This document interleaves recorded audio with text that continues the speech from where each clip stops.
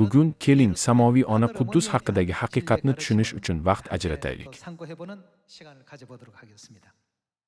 Muqaddas kitobda ko'plab bashoratlar mavjud bo'lib, ularning aksariyati oxir-oqibat bizni samoviy onamiz Quddus haqidagi haqiqatga olib borishini ko'rishimiz mumkin. Biz bu masala haqida juda yaxshi bilamiz. Eski ahdning barcha qonunlari bizni Masihga eltuvchi yo'lga olib boradi. Yangi ahd qonunlari, ya'ni yangi ahd davrida barcha qonunlar bizni mangu samoviy ona yangi Quddusga eltadi.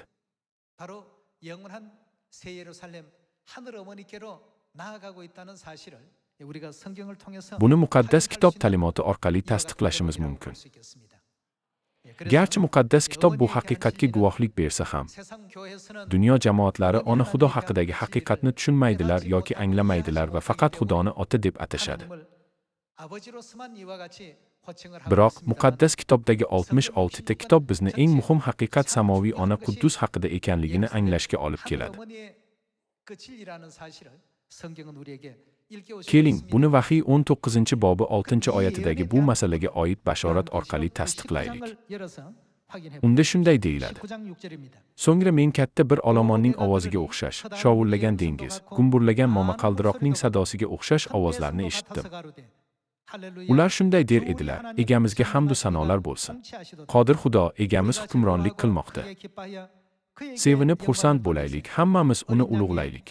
Axir qo'zining nikoh kuni keldi. Uning kelini o'zini to'yga tayyorladi. Bu yerda qozi ikkinchi kelayotgan Isoni anglatadi. Bu yozilgan paytda birinchi kelgan Iso osmonga ko'tarilganiga 60 yil bo'lgan edi.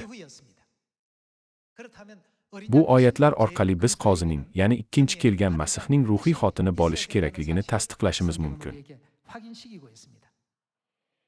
Keling, Vahiy kitobi 21-bobi 9-oyatiga o'taylik. Unda shunday deyilgan: Shu payt men oxirgi 7 baloga to'ldirilgan 7 ta kosani ushlagan 7 farishtadan birini ko'rdim. U oldimga kelib menga dedi: Bu yoqqa kel. Men senga kelinni, qo'zining xotinini ko'rsataman. Muqaddas ruh meni qamrab oldi va farishta meni baland bir tog'ning cho'qqisiga olib chiqdi. U menga samodan nima namoyish etildi? Xudo huzuridan tushayotgan muqaddas shahar Quddusni ko'rsatdi. Farishta, men senga qo'zining xotinini ko'rsataman degach Quddus ko'rsatildi.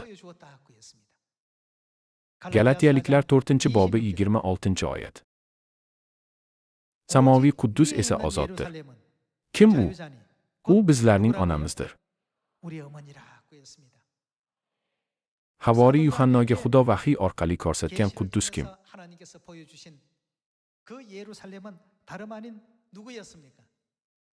Farishta, men senga kelinni, qo'zining xotinini ko'rsataman deganidan so'ng unga Quddus shahri ko'rsatildi. Biz bu masalani muqaddas kitob orqali tasdiqlashimiz mumkin.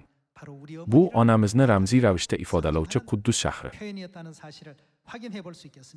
Shu bilan bugungi vazimni yakunlamoqchiman. Katta tashakkur.